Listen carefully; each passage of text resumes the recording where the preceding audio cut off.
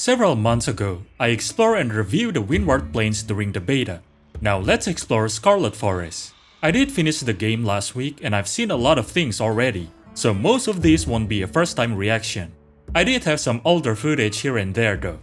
As I play through the game, there are also theories and thoughts that I want to test, so I'll also talk about that.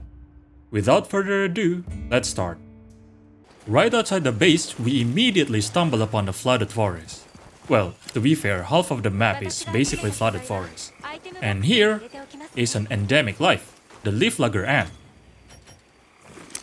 When I first stumbled upon this creature, I thought, oh, it has a really weird pronotum, which is not unheard of in beetles, but it is quite weird for ants. I know it is useful to carry the leaves, because it is Leaflugger ants, you know, but evolutionary speaking, it just feels very... Let's just say that's a major evolutionary leap. However, if we look at the description, it is not its pronotum, it is part of its mouth part. That's a really confusing sentence. I mean, the antler-like thing they use to carry the leaves is their mouth part, which, evolutionary speaking, is more believable compared to if they grow it from their pronotum. Oh, by the way, the real-life parallel to this is leafcutter ants, which still looks like regular ant, by the way. They don't have this weird mouth. But yeah. That mushroom is...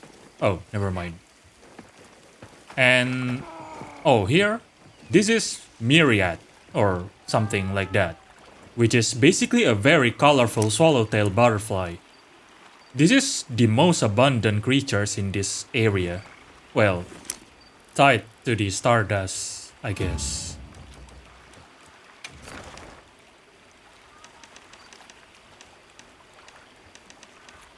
Because of their abundance, most of the endemic lives feed on this. Well, during the plenty at least. Yep. Now, during the plenty, you could often see some aquatic lives swimming around this place. You could also cast your lure everywhere, basically. See that? I'm trying to look for Stardust. Oh, there it is. So, even though these are fishes, you cannot fish this. This is categorized as endemic lives in the Hunter's Book, your field book, or whatever it's called.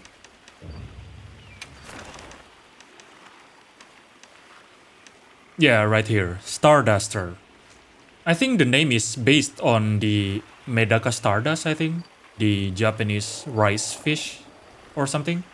And this can be found in every season, I think. So yeah.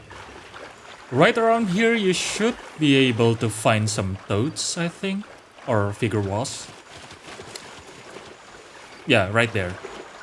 Don't really have anything to say about them though. Well, not right now at least.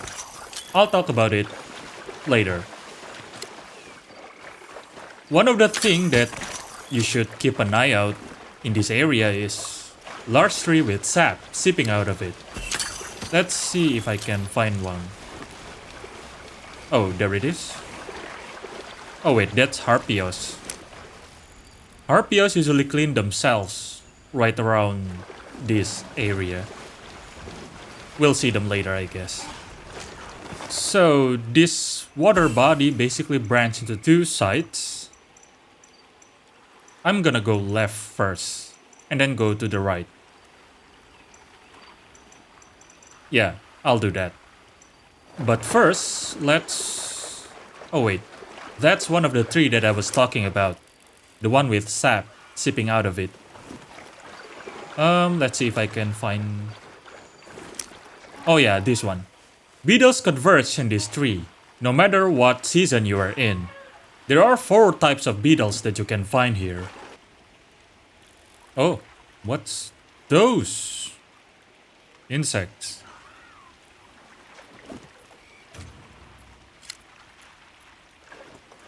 This is... yeah. Oh, I see. Oh, that's the gold Hercudrome, right? From World. And the regular too, of course.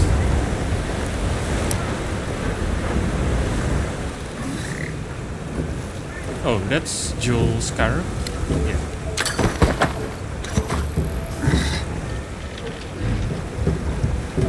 Oh, the Woodwoods are giving me stuff. And this is the edge of the map. This river would lead to the Windward Plains. But it's blocked, of course. Right, let's move on to the upstream.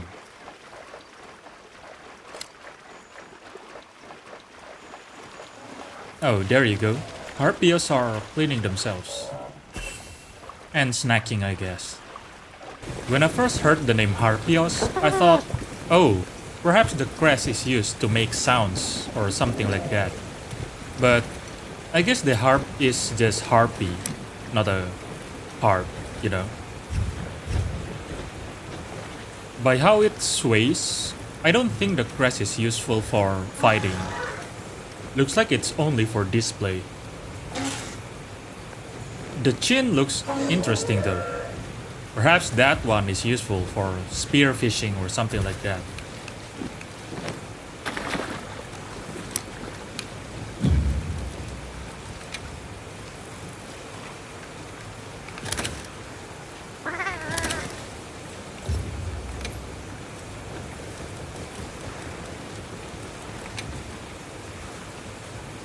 Mewing champion right here, dude.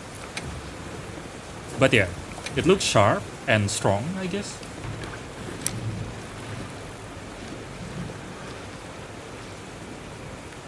The teeth looks generic, uniformly conical, I think. Yeah, because it's used for eating fish. Well, grasping fish to be exact. They just swallow it whole.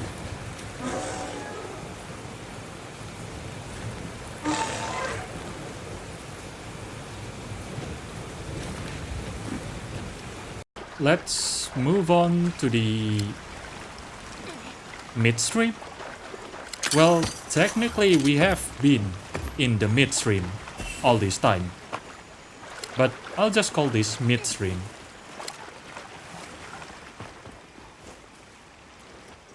There should be Florashell Crab around here, right? Or is it further towards the upstream?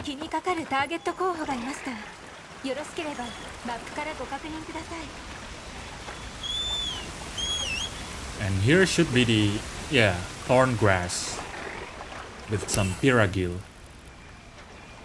I wonder why the thorn grass specifically grows here though, and not on the lower side and upper side. Unfortunately, don't really know that much about botany, so yeah. Oh, was that Dapperwing? We'll find it soon enough, I guess. Let's look at... Wait, where are the Piragills?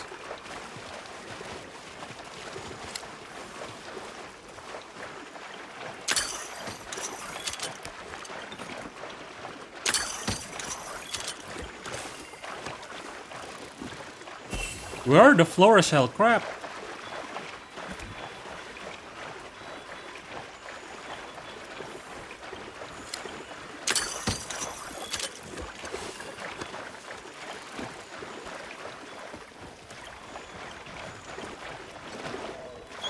Oh yeah, it's there, hidden. I just realized it doesn't glow orange if they are hidden. The capture net reticle, I mean. Because usually when you are aiming at endemic lives, it glows orange, right? Which means it's capturable. But yeah, see? Not orange. And you cannot capture them either, I think. Yeah, you need to knock them out. You can knock them out of their burrow, by the way, with your weapon. Then you can catch them. When I first saw the Curio shell crab, I thought they are carrier crabs. But This is more of a decorator crab, I think. Carrier crabs carry the stuffs with their hind legs, while decorator crabs stick the stuff on their shell. Well, it's not exactly decorator crab though. I don't know if there is a real life parallel to this. Do let me know if there is though. Oh, that's a great trevally, right? Yeah, you cannot catch whopper with net.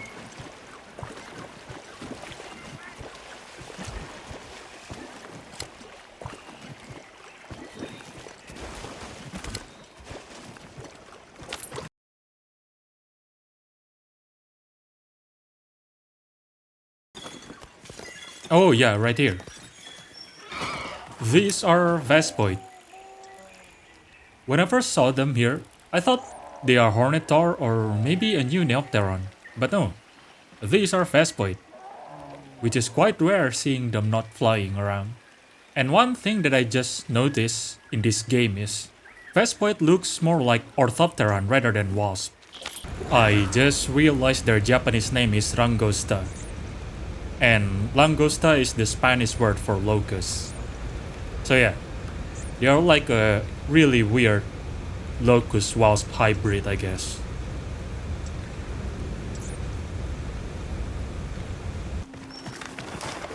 So this goes to the upstream. Let's go to sector 12 first.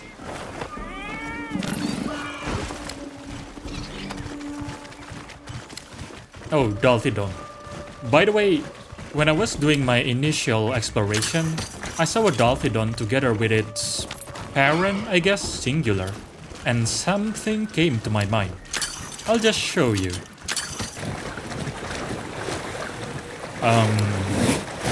Okay. Oh wait a minute. Where will the kid go? Like, yeah, let's just follow this. I'm kinda curious. Okay, the Piragill just ignores it.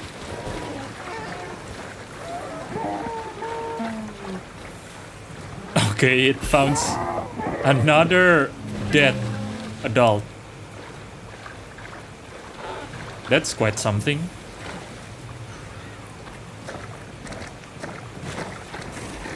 Yep, it's dead. Oh. Wait. Are they deliberately going into another adult? Or is it a coincidence? Let's see.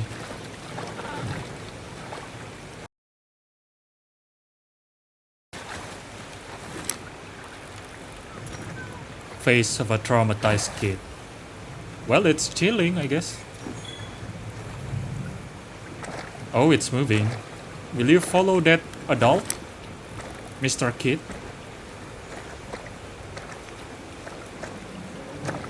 Oh yeah, it sticks to another adult.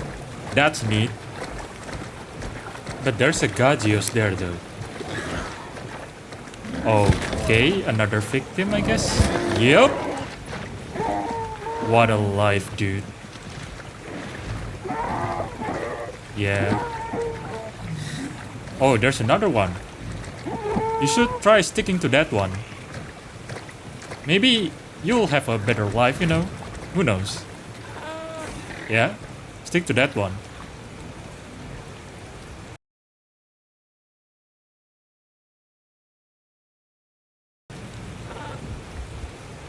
This kid is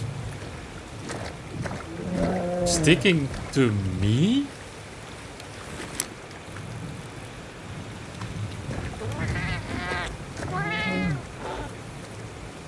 You shouldn't stick to a human, you know? Let's be invisible.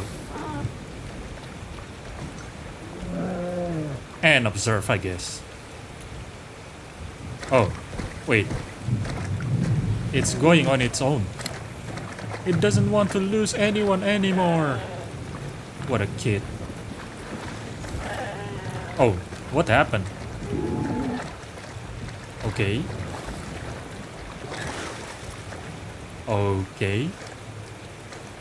That's interesting.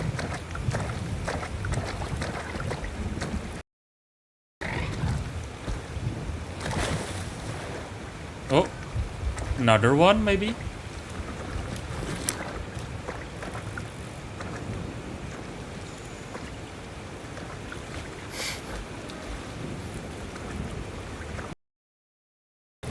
Oh, is this the end?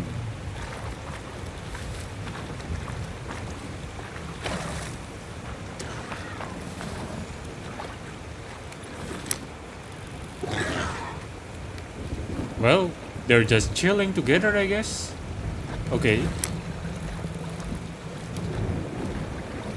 Oh, the kid is not in the menu, I guess.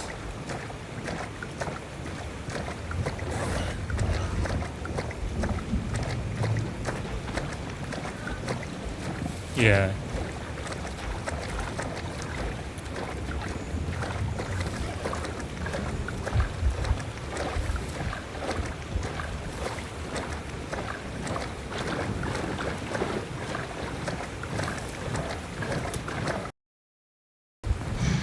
Well, that's quite a predicament.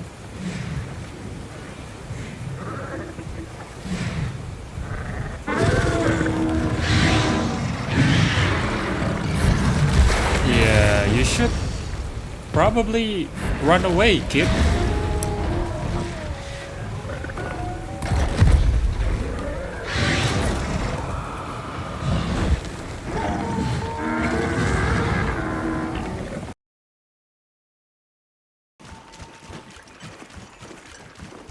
Oh, this is the diving area, right? Let's go back to the base camp and then finish the right side first before going there. Oh, that's... yeah, it's the Joyperch. This is also an endemic life, even though it's a fish. And it's aquatic, but yeah. This is based on Neoceratodus, right? Well, perhaps not exactly, because the endemic life description says it's a... wait, let's just read it. Yeah, it's a transition between fish and amphibian. It's closer to Panderichthys, I guess.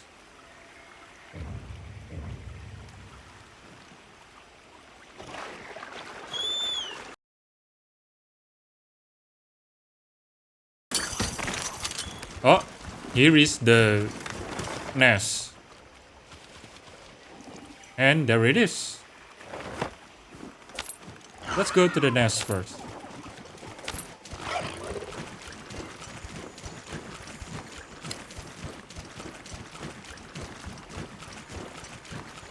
So, Lala Barina is the one that makes the forest scarlet, right? But one thing that I'm thinking about is, why is it only red during the fallow? I mean, yeah, during inclemency and plenty, the water level is high. So, well, you can say it's not saturated with the floret thingy. But why is it instantly going red during the fallow though? Is it literally just about concentration?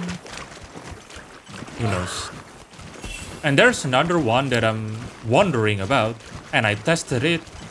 I'll talk about it later. Let's just see the Lala Barina first. There, okay.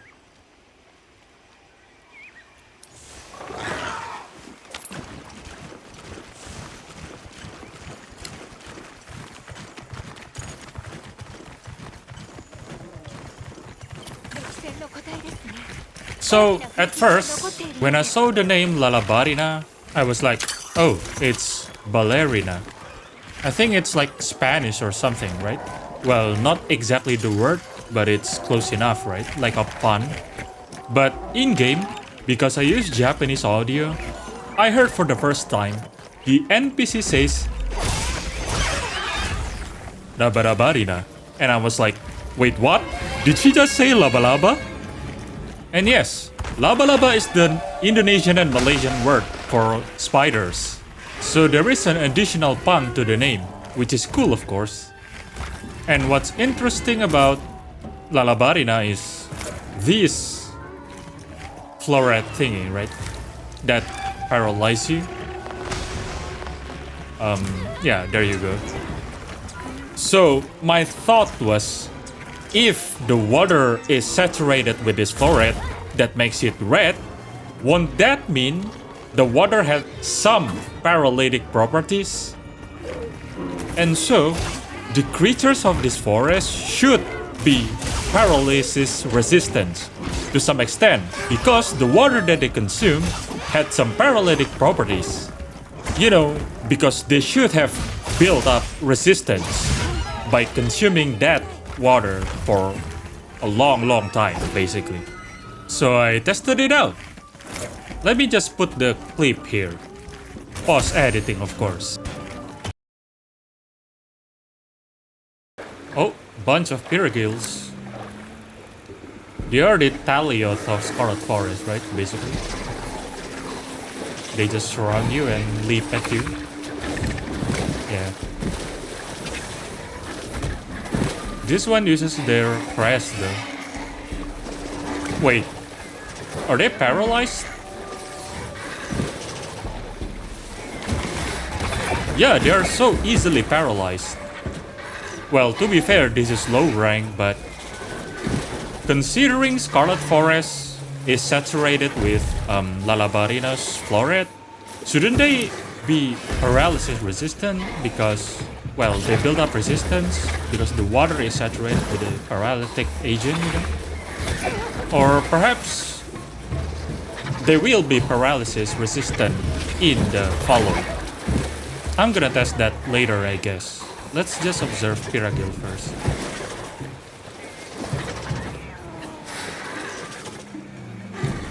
Yeah, they're so easily paralyzed. Their beak is surprisingly short for something that is probably piscivorous, fish eater. It's like a turtle head.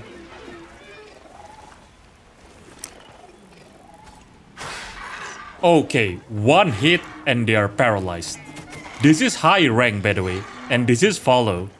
So they are definitely not paralysis resistant, which is kind of weird, but it is what it is, I guess. Yeah, they have a generic conical teeth, not even long, so yeah, I guess Starduster is their main diet, and the other fish, I guess. I don't think it's serrated, so definitely not for slicing food. Not for chewing either, it's just for grasping, basically.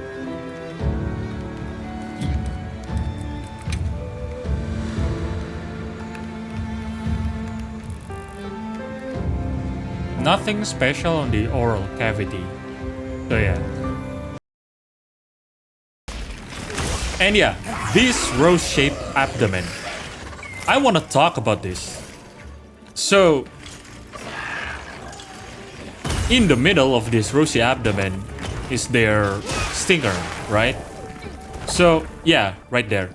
So, I had a speculation during pre-release, which I'll just show you, I guess. So, if we walk further down the line, we'll see this. A honey deposit, or whatever you want to call it. Honey. Yeah, tons of honey. And this is not even the only deposit in this area. And this is still active, like you can see the honey flowing right here. And there's not even a structure showing where it flows from. At least I don't think so, right? It's just flowing somehow. It's just there. And the thing is, this is not even the only spot with honey. There is another one. A bigger one even.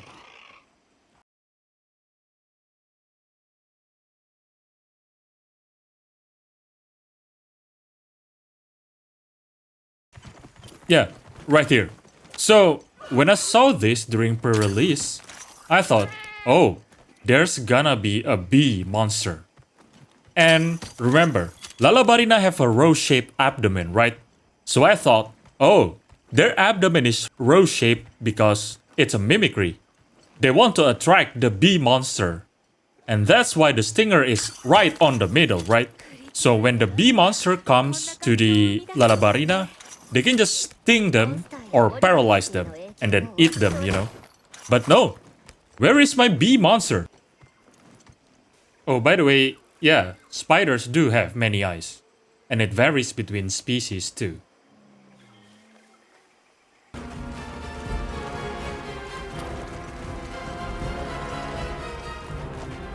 Oh, by the way, when I first saw this, I thought they're just clinging to the already built nest. But no.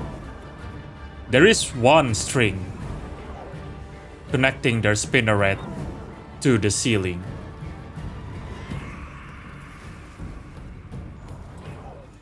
Did you see that? The red one. This string right here. Oh, by the way, there is also something weird about the scarlet water phenomenon. Because, rationally speaking, this nest right here should be the source, right? Of the, well, the red color. But, okay, let's talk about logic here. This is the source right here, so they should follow the water current, right? But, let's just show you. It's too noisy right here. Okay, look at this.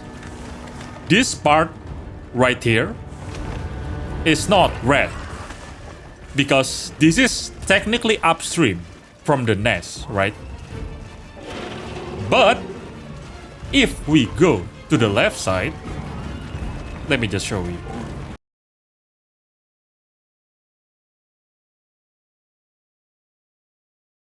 Okay, right here. This should be upstream from the nest, I mean. But all of these are red. How? I mean, sure, there could be another nest further up. But let me just show you, okay? And yeah, see? This is the edge. Look, this is the edge of the map. Well, the edge of the water, I mean. Because if we go here, see, the water is clear. But right here, boom, red. How? Here, let's go to the upstream.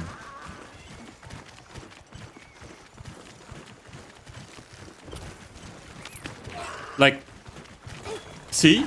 The water is clear over here. There is no Lala Barina nest. So, where does the red stuff comes from? At this site, at least. It's weird, but no big deal though. I wanna check out Congalala first. Oh, that's a Rafflesia, by the way. Rafflesia arnoldi. The biggest noxious plant. Well, I think it is. Not sure though. Not a botanist, so yeah. And there's Conga, of course. Let's go to the alpha. Congalala, I mean. Wait, Congalala is just alpha Conga, right? It's not adult and juvenile? Or am I wrong?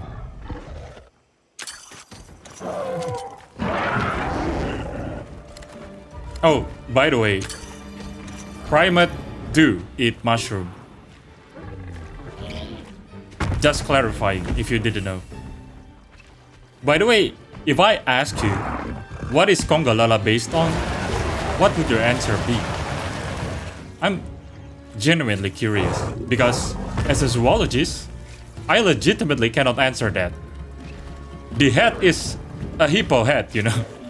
Like, literally a hippo head. Which is kind of weird, but sure, I guess. On the contrary, Blanconga is very obvious. It's a mandrill. Well, at least the head is a mandrill. Congalala is kind of weird. So yeah. I tried making them grab mushrooms several times to see if there is a pattern or there is a correlation with the sector, but I think it's random basically. I'm not quite sure though. This is Excite Room, right? I've seen it pick blue mushroom, toadstool, and what's it called? Nitro shroom from this same spot. It's quite literally a hippo head. With how much they eat weird shrooms, I'm quite surprised how susceptible they are to poison and paralysis. But I guess their digestive system could take care of that, but their blood cannot. So if you directly inject those to their blood, they cannot do anything. But if it goes into their digestive system, they are fine. Maybe.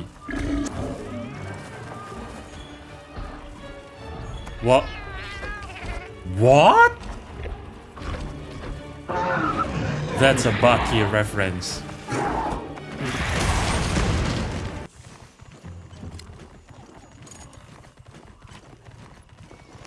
Wait, that sound is... Oh yeah, it's Hymstrigian.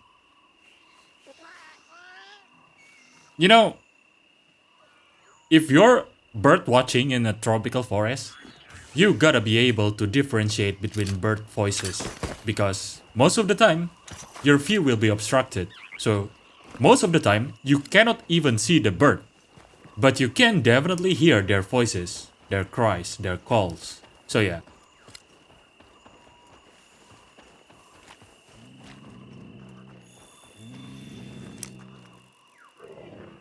Wait.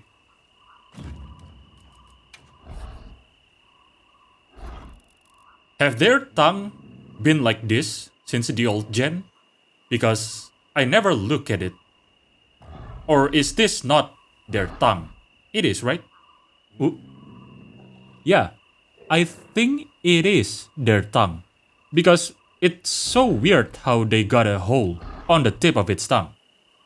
Tongue doesn't lead to anywhere. It's basically just muscles and connective tissues inside your oral cavity. It sticks to the floor of the oral cavity. Okay, so let me expand on this thought.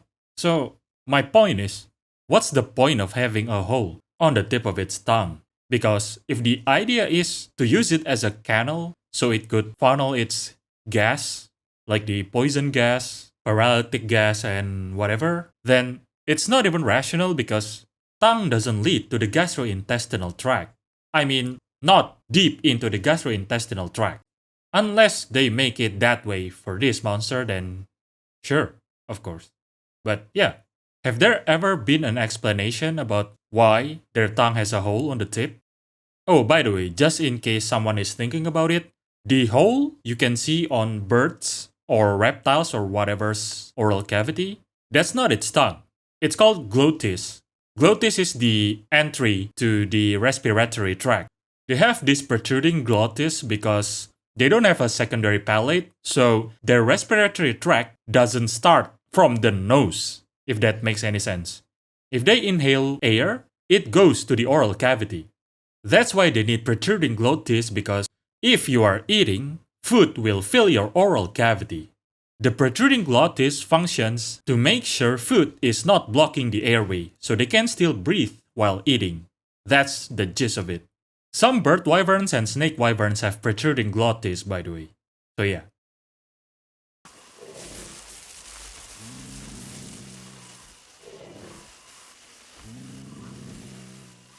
Where should I go next?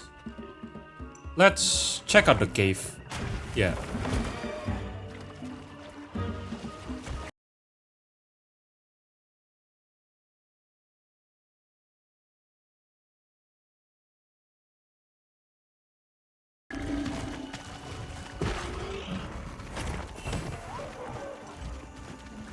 Oh, that's Hymstrigian. Somewhere. Ah, right there. It's so easy to find here. Remember when I have to wait 10 minutes to catch a Hymstrigian in the Windward Plains during the beta? Oh, actually, I got something to say about them. That's Amstrigian, right?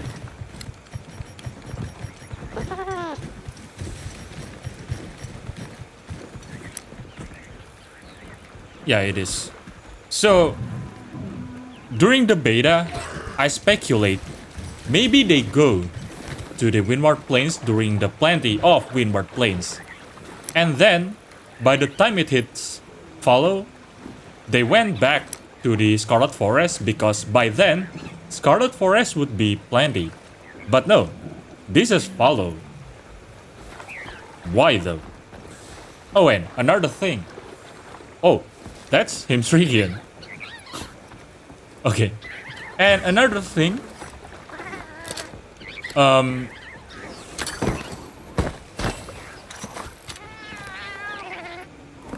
Oh, it's singing.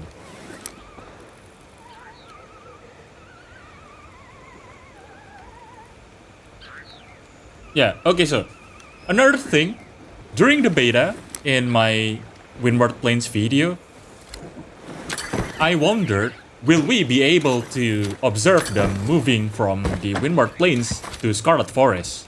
Because we could see them leaving the nest in Windward Plains.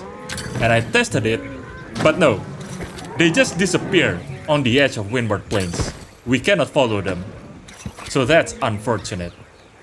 And also, I cannot catch this bird. Oh, there you go.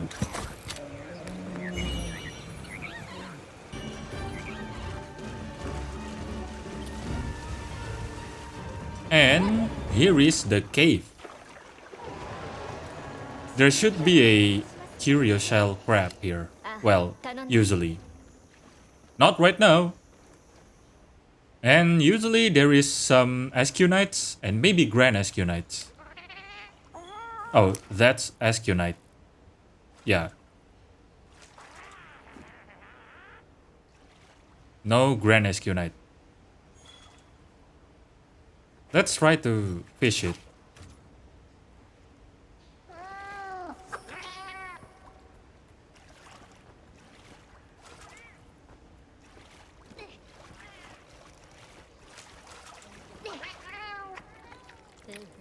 Yeah, it's basically an ammonite, but the shell is conical. Actually, what does Escunite mean? The Japanese name is Escunite, so it's basically the same. I wonder what it means. If you have any idea, please tell me in the comment. Let's check this side out. Maybe there is a Grand Escunite.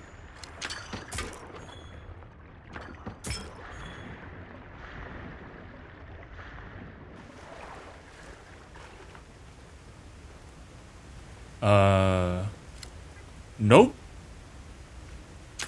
Oh, it's a white ammonite? Maybe because they live in a cave, they lost their pigment, like many other stegofauna. Well, real-life stegofauna, I mean. Okay, let's check out the other cave. The diving cave. Whatever you wanna call it. This one.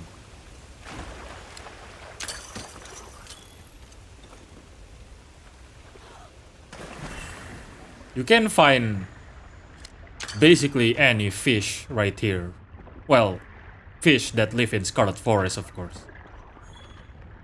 And some relics, treasures, and some sea squirts.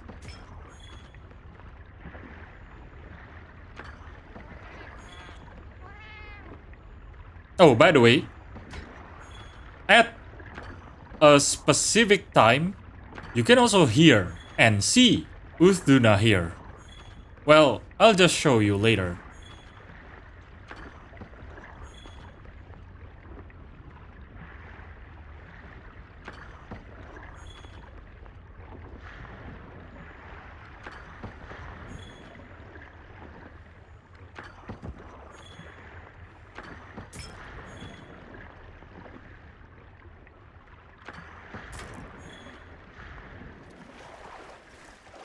And this is also another spot for Florashell Crab.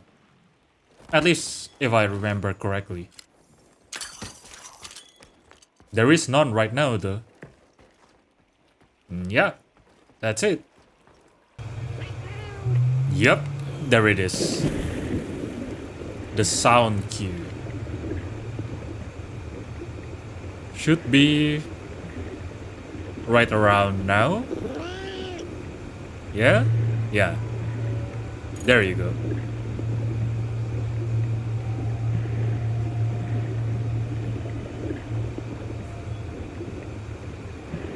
By the way, in real life, this could be dangerous, you know.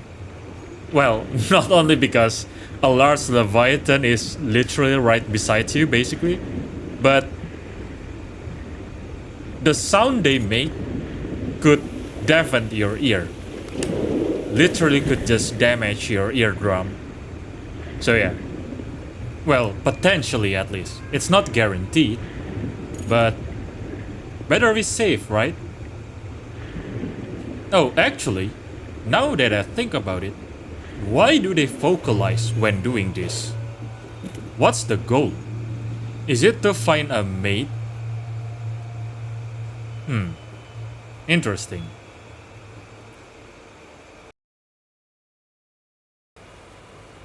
What are they doing? Oh, they're sleeping. Perhaps. I didn't know they sleep. I mean, I didn't know they have an animation for sleeping.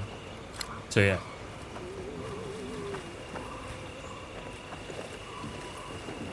気にかかるターゲット候補がいました。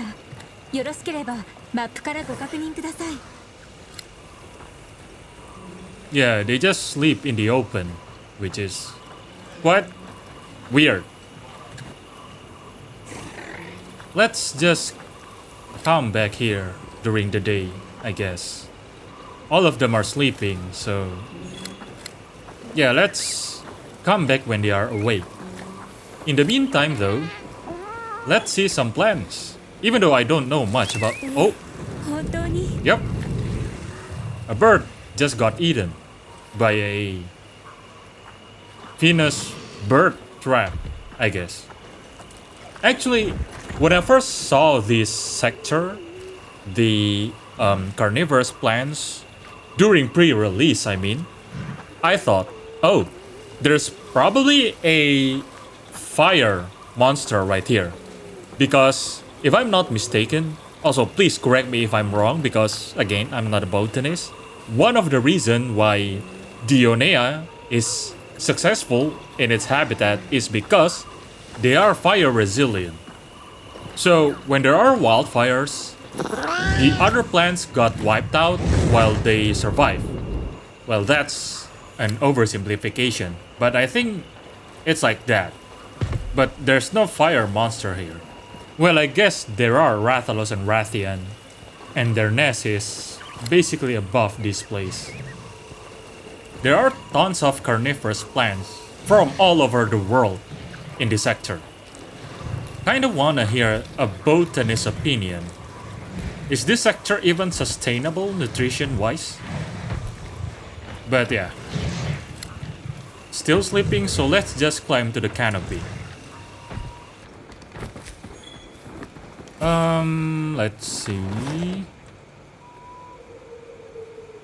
Should we go to the left first or to the right?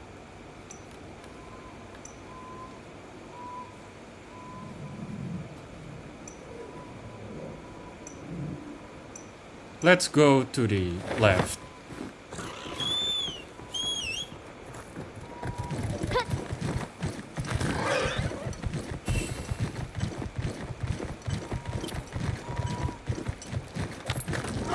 Oh, that's a Dazzlewing. And a Dapperwing, of course. Two Dapperwing. One male, one female. Well, Dazzlewing is male, so two males, one female.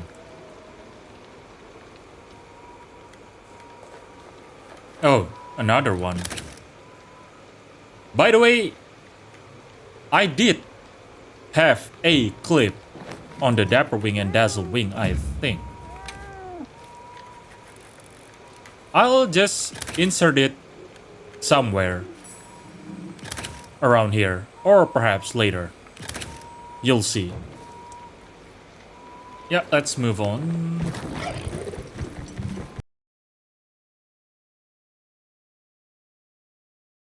Okay, now let's go to the right side. If I can find the route, that is. I think I'm often lost in the canopy because I mostly rely on Sacred Auto Move. So I don't really know the way on the canopy. Well, I don't really go on the canopy that much either. So yeah. But I think this should be the Rathian Rathalos nest.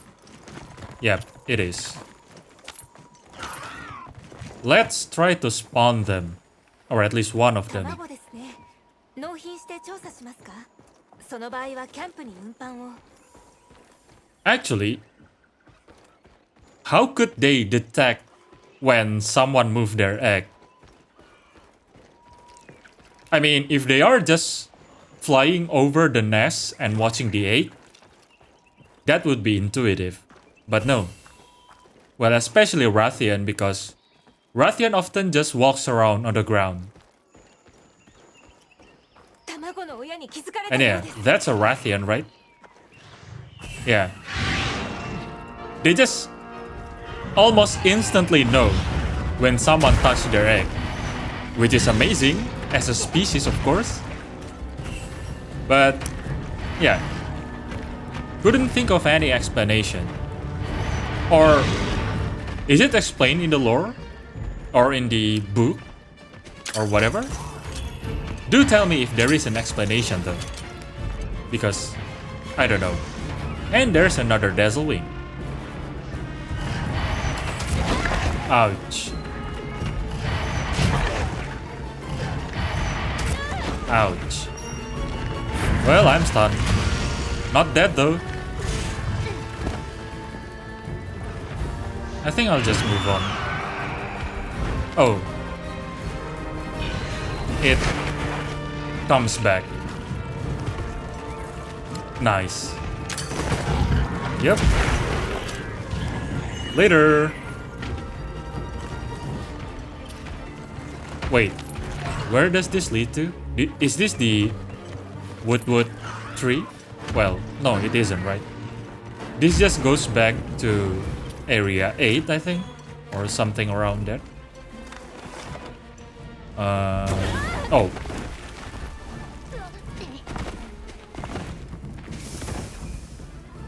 Well, I'll just teleport, I guess, to the Woodwood 気にかか place. るターゲット候補がいました。よろしければマップからご確認ください。 Yeah, I'll just teleport. Well, not teleport in game, of course, but it's quick travel. Yeah, that's the word. Quick travel.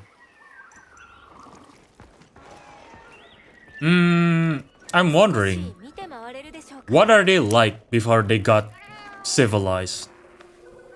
Actually, do we know what's behind the Gajalaka and the others' mask? Because, well, I don't think we've seen something similar to Woodwood, right? Yeah. Let's head towards the... Wait. Yeah, let's finally go to the upstream. Actually, I might insert the old clip right here. Is that a different bird? Wait, it is, right? It's different? Wait, is there a rare variant for this? Yeah, that's the male, I think, the pink one. But that one is kind of different.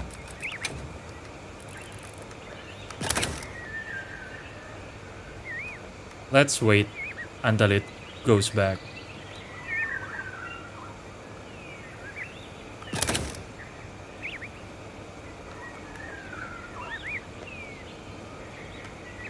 Yeah, it's different. I think, well, I don't know, maybe it's just variation. Let's see. Oh yeah, it is different. Dazzlewing. Well, I guess it's the same species, but I don't know. Hymstrigian is different after all. I'll read the entry later.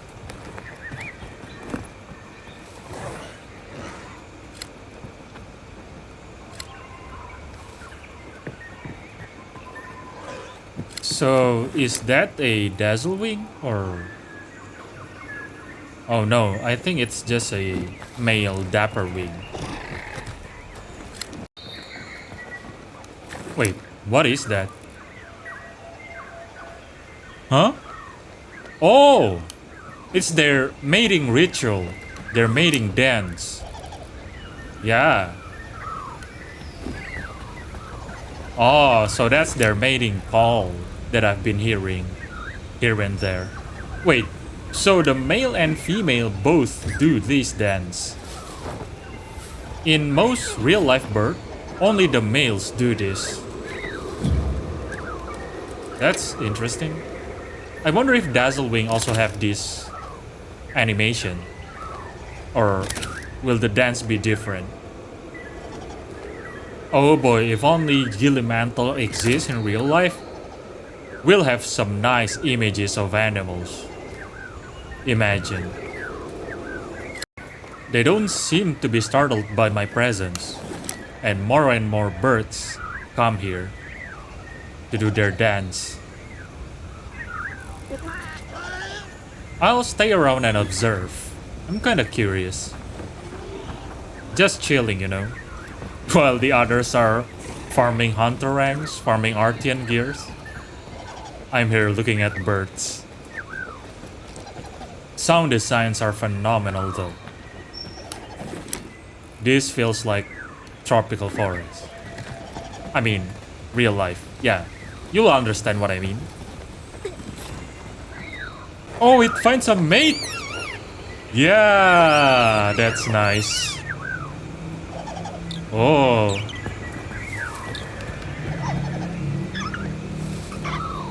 That's neat. And there's a Dazzlewing in the background. And it's doing the dance. Let's see.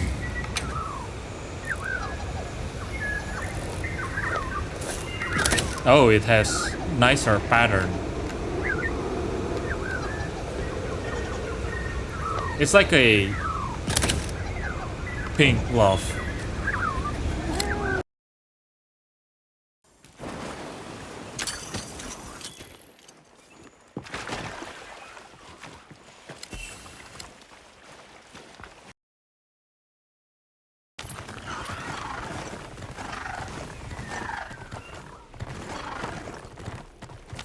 And this is the big waterfall sector.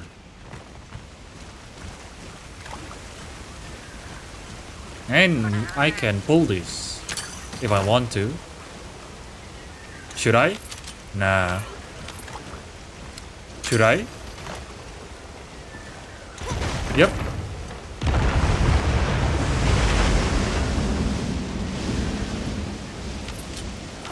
Okay, let's go to the cave first. And let's hope we'll see the thing. Probably not though.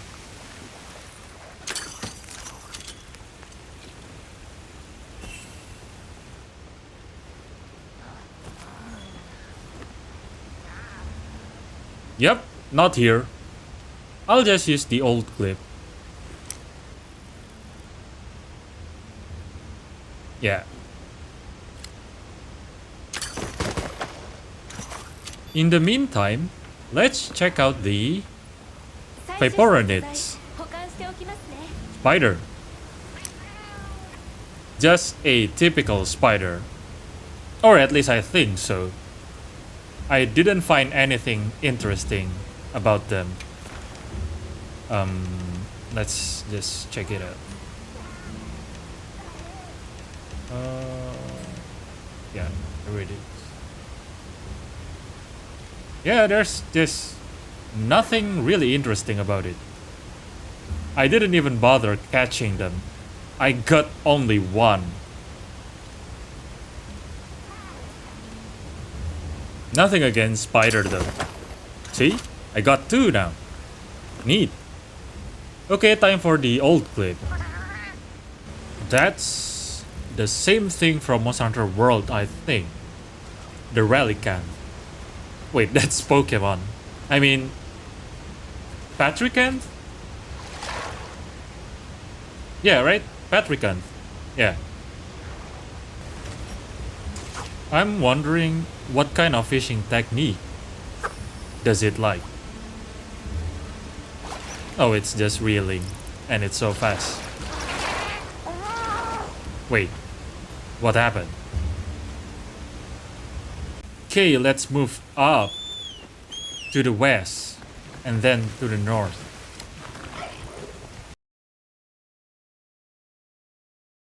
I wonder what kind of building were these? I mean, were these watchtowers or were these residents? But anyway.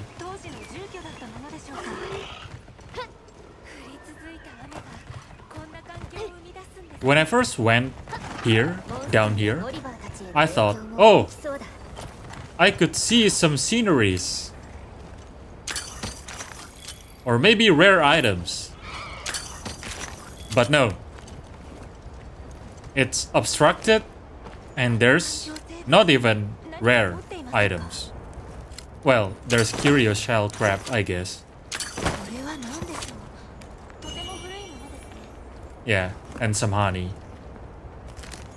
So that's quite unfortunate, but it's whatever. See? The view is obstructed by branches, leaves, and fog. Anyway, let's climb up to the last sector.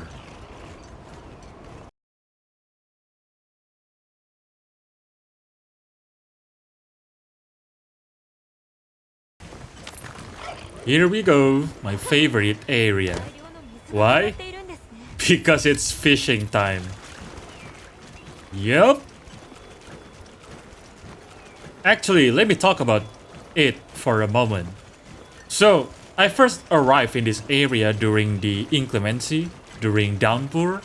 So, there are many fishes, many whoppers, and some of those fishes are marine fish.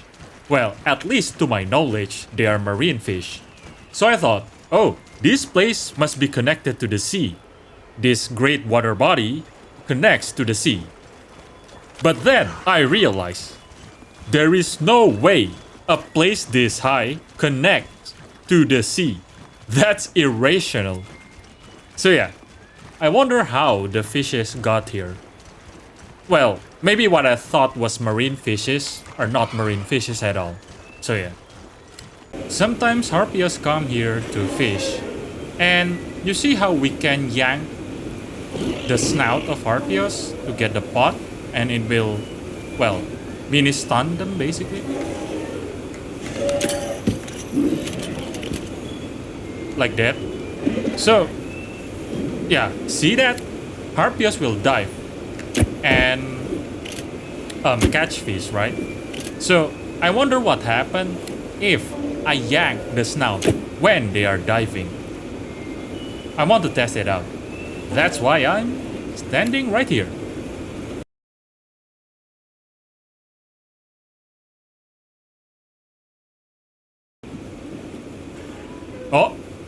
Oh, I couldn't do it.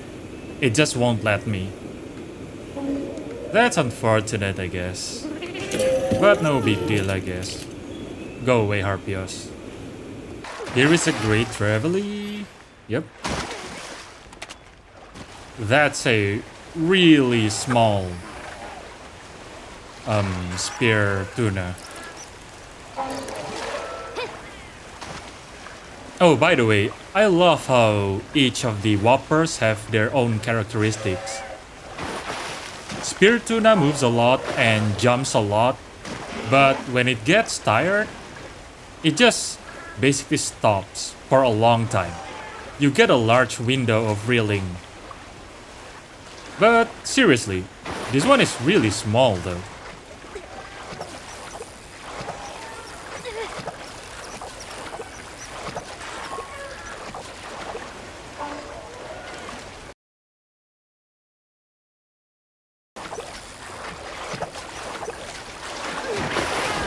And that's spear tuna. Usually it's this big, like those two. And that's the rare aquatic life, the one that gives you achievement. The Goliath squid, or something like that. This one doesn't jump at all, but it takes kinda long to haul. It has a lot of stamina.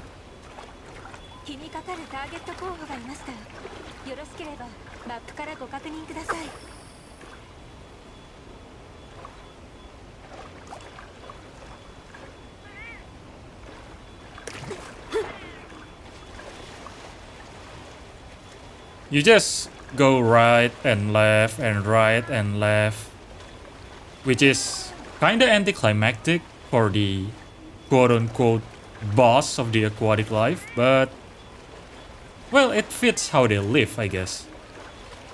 By the way, even though the entries say they are nocturnal, which means they are active at night, they can be found during the day, especially during inclemency. You can find a lot of them actually. Well, not a lot on the same place, same time, but you can frequently see them, encounter them. So yeah, it's not even that rare. If you don't catch them at night, they don't glow like these though. I'll show you later. I think I got a clip of it.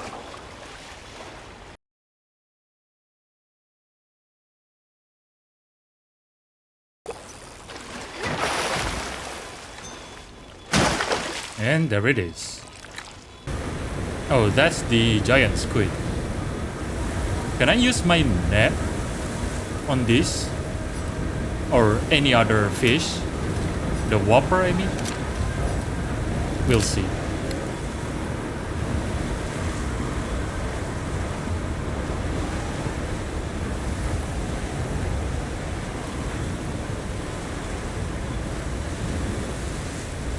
I don't think so. Yeah, I don't think you can. Oh! Yeah, you cannot.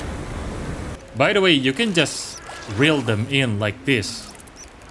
Don't let them have the chance to bite.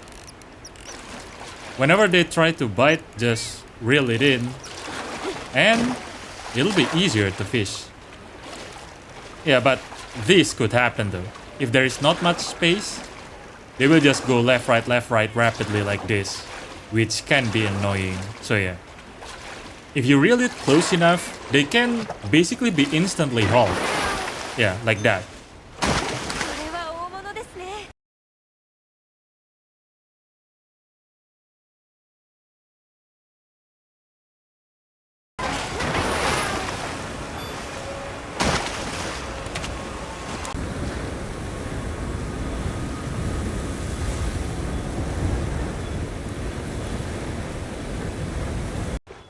And here comes the inclemency, which means it's tuna season soon. By the way, did you know that Uth Duna's Japanese name is Uth Duna? Tuna is the eel god of the Polynesian. And I think Duna also means eel in Polynesian language, maybe Maori specifically. But Uth Duna does not resemble an eel though. So yeah. Actually, is there any content creators that focus on the cultural aspects of Monster Hunter? I don't mean the in-universe culture. I mean like the reference they use for the monsters, armors and stuff. especially the etymology and stuff like that. I would love to watch that in my spare time while I grind or something like that. Especially since the name is interesting. For example, well, like I said, in Japanese it's Uth Duna. Uzu can be translated into whirlpool. Meanwhile, the English is Uth Duna. It means completely different things, kinda, but it still have the same, I don't know how to say it, same essence, you know. Oh, by the way, usually flying creatures don't fly during the rain. They tend to avoid flying under the rain, if possible. Because, well, first of all, it's heavy and it can be difficult to see during the rain. Oh, that's the tuna. Let's go there.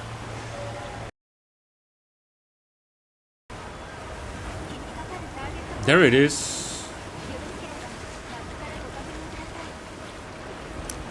So, when I first saw Uth Duna, my first thought was, oh, that's just Piraruku, the Arapaima. Doesn't look like an eel at all, but yeah. Well, of course, Piraruku doesn't have this water veil, but fun fact, during the time when the water levels are high in the Amazon, Piraruku will quote-unquote migrate to the upstream. And then, when water levels are low, they will migrate back to the lake. So basically it's like Uth Duna. During inclemency, where there is downpour, it appears in the upstream. And when it's followed, it returns to the lake, wherever that lake might be. So yeah. I did make a video on Piraruku, like 3 or maybe 4 days ago, by the time this video will be uploaded. So yeah. Check it out if you want. But anyway, so you can see these cilia, these lines on their veil. That's what's keeping their veil together. I mean, that's what's holding the structure. I'll most likely show you later. And yeah, look at that. That's a gill. A very prominent one. And the face just looks like Piraruku's head, basically. And you can observe that their premaxilla is relatively fixed to the skull, to the maxilla. So they cannot fully protrude their mouth. I'll show you post-editing somehow. So, see this? This is a fish that can protrude their mouth fully. Their premaxilla is not fixed to the maxilla. Meanwhile, if you look at Uth Duna, their premaxilla sticks to the maxilla, to the skull, so it's not protruded. Piraruku is also like this, by the way. I'm trying to wait until plenty before I take a look at Uth Duna. But before that, let me talk a little bit about the... what's it called? Not that. Mimiphyta. Yes, Mimiphyta. So, if you see the entry for Mimiphyta, it says, during the plenty, they will mimic the plant. Well, that's literally the name, right? Mimiphyta. But during fallow, they live under the tree and mimic mushroom. However, they do not spawn during fallow. So what I will do later is, I'll wait till the end of plenty, and then I'll just wait it out until fallow. I want to see whether they have a special transition or something like that. Just like the Amstrigian in the Windward Plains. So yeah. With how rapid the water current is, I guess all of the Lala Barina's floret got swept away. So it's not red anymore. But this river flow is really weird though. Or perhaps that's just because my graphic setting is kinda low. I genuinely just realized there is a Vaporonid here. Shows how uninterested I am towards them. No offense to Vaporonid fans, of course. Okay, back to Duna. The color is so vibrant. And wait, can I see? Yeah. Can you see the lines, the cilia? It's especially prevalent in the hind veil, around the tail and the hips. Maybe it'll be more apparent in the ultra settings, who knows. But anyway, so if we read the description of some of Uth Duna's stuff, they basically say this veil is formed when their secretion, let's just say mucus, combines with water and retained by their cilia. So I was wondering, well actually, will it leave this place? Can it go to area 17 please? Still quite a while. Or maybe I could just damage it enough so that it will retreat to its home basically. Oh, it's cleaning. That's neat. It's cleaning its tentacle, I guess. The material is called tentacle, I'm not making it up. Just using the term they use in the game. So yeah.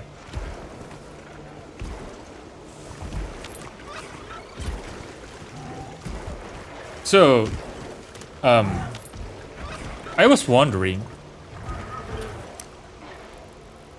Yeah, it kind of have a dead eye. And Jin the Hutt also have dead eye. Well, Raidou doesn't though, so never mind. I also thought they have a similar pattern, the stripes on their body. Raidou have blue stripes, I think.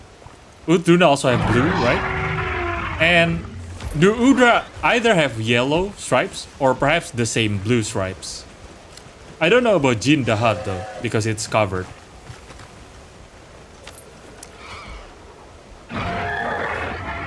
Okay, I think I'll just damage it so we can move on and not stall this long.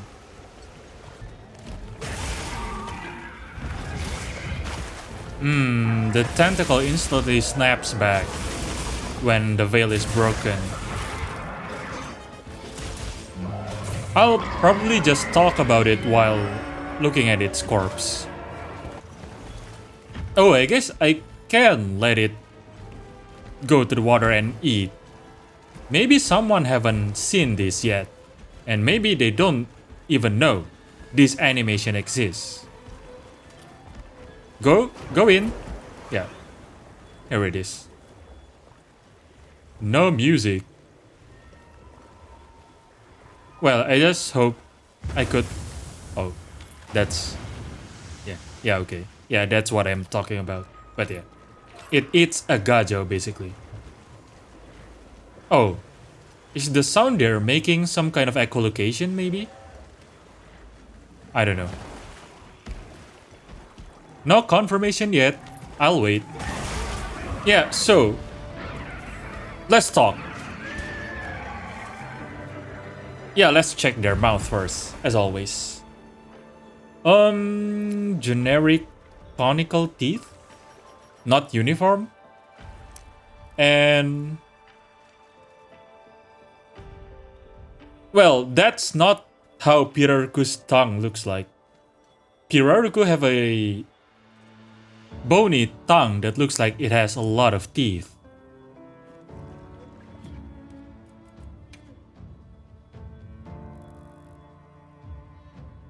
Yeah, either it's, well, it might be bony, but it doesn't have the teeth-like structure though.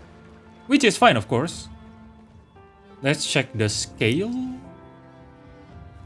I think it's typical cycloid scale. Oh, okay. So another thing that I want to talk about is, look at where I am standing right now. This is bulging because there are a lot of muscles here, strong muscles. So usually animals that have this kind of structure is the one that needs a strong neck muscle.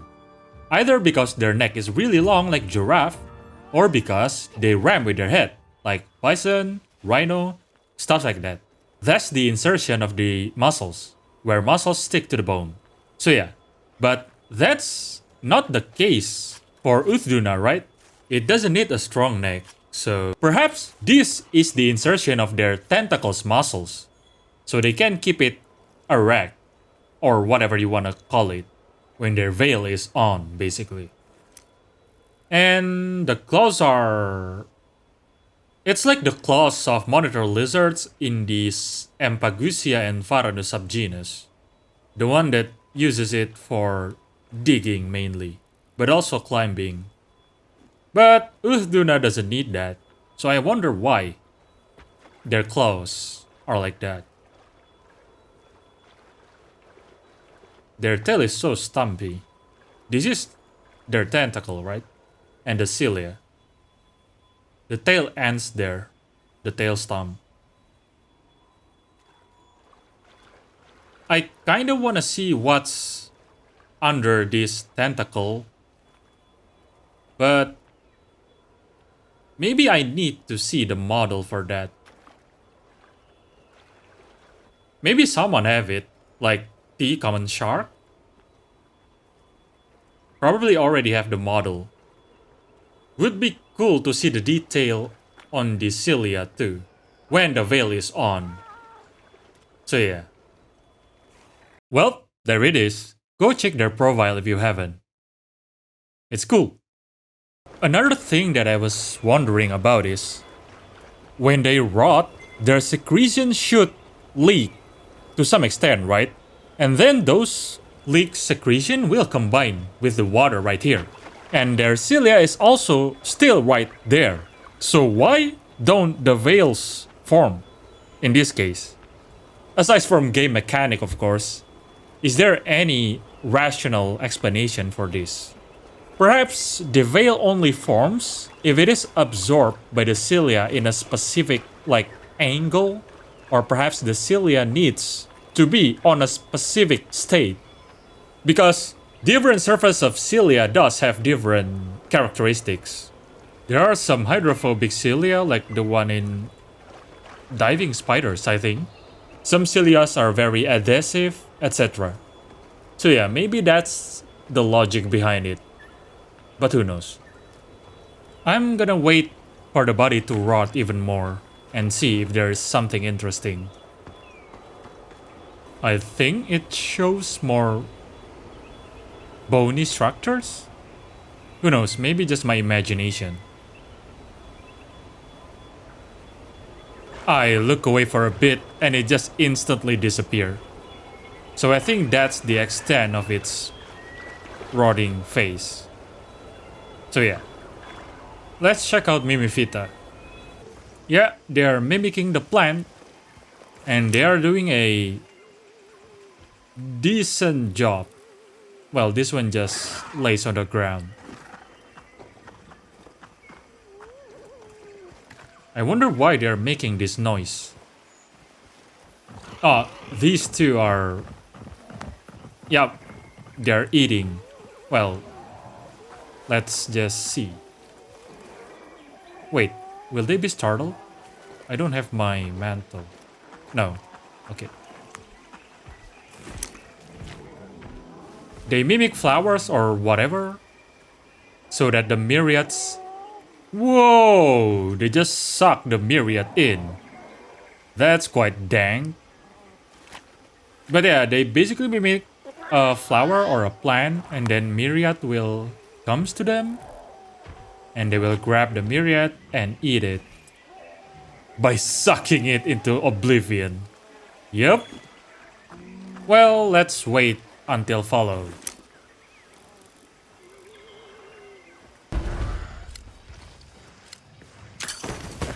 Wait, that's... Oh yeah, I forgot about the existence of Kut-ku. My bad. But yeah. That's literally the same sound they use in Monster Hunter 1, by the way. And here is a bird eaten by a plant. Actually, I don't really have anything to say about Kut-ku. But, okay, you know what? I'll say one thing. With how noisy this specific forest is the Scarlet Forest, I wonder, wouldn't it be harsh for Kut-ku because Kut-ku has a really good hearing? Also, there's not really a big insect right here. Only Vespoid, basically. Well, I guess Vespoids can be enough if there are a lot of them. By the way, I've heard people call Kut-ku the first real wall of the Monster Hunter games, right? But back then, my first wall was actually the 2-star quest, the one that you need to transport Rathal's egg, a transport quest. But I don't know, maybe because I was a kid, or it is genuinely difficult. But yeah, I'm just stuck there for weeks or even months. I'm not even sure how I finally complete it, but yeah. And then post-game, there is a quest where you need to transport Rust Stone, and the map is basically just Bullfango everywhere. So yeah, the first Monster Hunter was quite something. Oh, it flies away. I'm just gonna let it go. I'll focus on the Mimiphyta right now. That's more important. Actually, there's still a lot of time. I'll just capture the Kut-ku. Oh, I accidentally... Well, whatever. Okay, it's gonna change soon? Soon? Come on, show me your secret.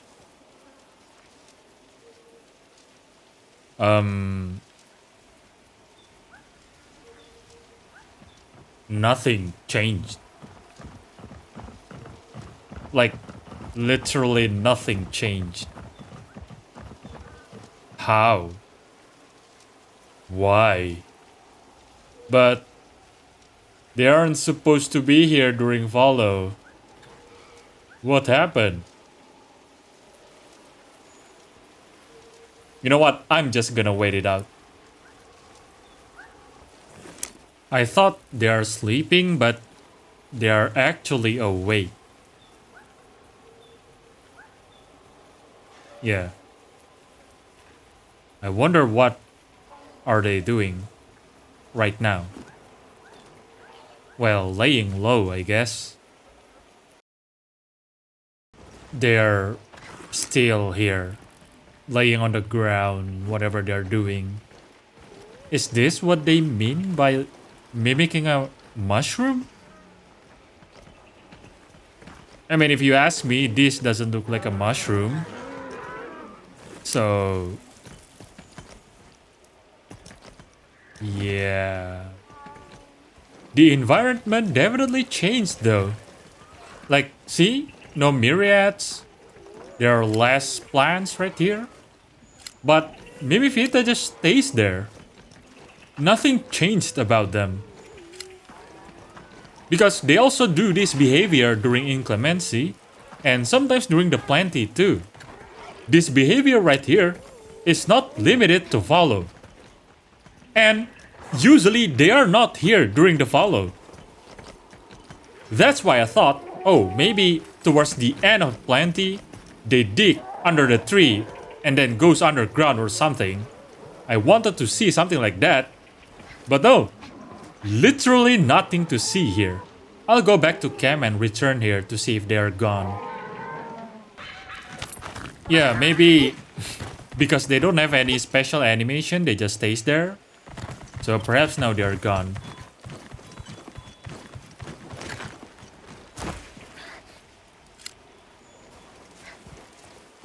Yeah. They're gone, I think. Banana tree. Yeah, that's quite unfortunate, but it's fine. Got a lot to see from the Dazzlewing and Dapperwings. And, well, Uth Duna too, of course. And the other things too, of course. So yeah. Yeah, they are gone. Not on the base of the tree either.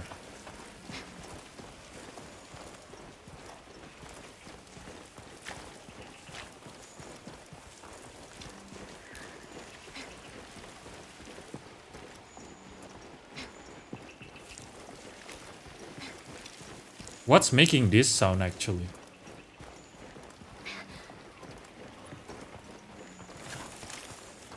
Oh, wait, what was...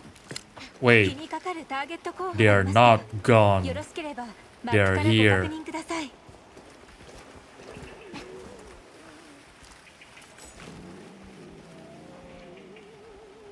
Why? Or is this what they meant by mimicking mushroom? Really? I don't think so, but... Well, it is what it is, I guess. Yeah. Well, let's wrap it up. In general, I think they did a great job in capturing the feel and essence of rainforests. Because, well, you see here, it's so vibrant. Lots of creatures, animals, and plants, of course. Lots of different noises. Lots of things going on. And just like the real world, if you aren't aware of all these things happening, rainforest will just be a, well, forest for you. To properly appreciate rainforest, you gotta open your eyes, you gotta open your ears. And by that I mean, you gotta deliberately look for the things around you. And yes, zoologically speaking, I think this is a great improvement to any of the forest map that they had made before in previous titles. And it has a lot of different niche that can be filled with potential future monsters. And for Scarlet Forest, I think any monster you put here will fit. Like any of the forest monster from previous titles would fit in this map right here. For example, next title update, Mizutsune will be here. Well, potentially I mean. And it'll fit nicely because there are a lot of water right here. You wanna place Nargacuga here? It's easy. You wanna place Kechawacha here? It's also easy, to be honest. Environment wise, I mean. Not game mechanic wise, so yeah. And yeah, Scarlet Forest had been great. It's awesome. Next week, I'll talk about the Oil Well Basin. So, if you are still here from the beginning, thanks for watching. Hope you learned something new, or at least hope you are entertained by, whatever you found entertaining in this video. See you in Oil Well Basin next week. I don't have a good scene to end this, so yeah. Let's end this video by seeing a bird getting eaten by a plant.